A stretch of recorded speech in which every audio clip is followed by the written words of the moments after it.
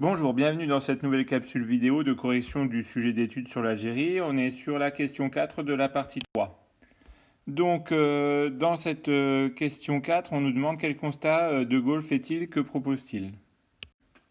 Donc, que constate-t-il? Eh bien, c'est aux premières lignes, compte tenu de toutes les données algériennes. Donc, la donnée algérienne, ça sous-entend les efforts, les actions du FLN. Mais aussi nationale, c'est-à-dire l'opposition de l'armée à un retrait qui se manifesterait comme une défaite, mais aussi au fait qu'une grande partie des hommes politiques et de, de la vie politique française de l'époque est plutôt pour l'indépendance.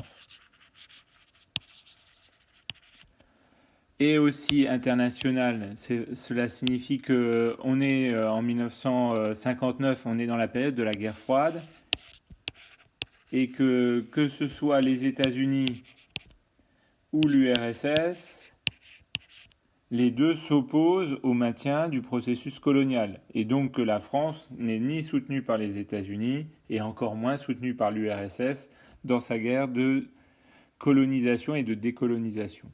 Donc face à ce constat, De Gaulle va proposer le recours à l'autodétermination. Que signifie ce terme d'autodétermination? L'autodétermination, c'est le fait de laisser choisir par le peuple le régime politique dans lequel il veut vivre.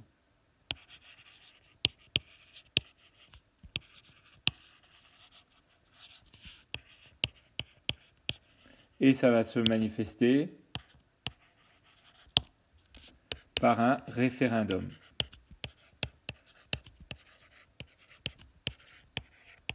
Qu'est-ce qu'un référendum? C'est une consultation populaire dans laquelle on pose une question et où la réponse à apporter est oui ou non.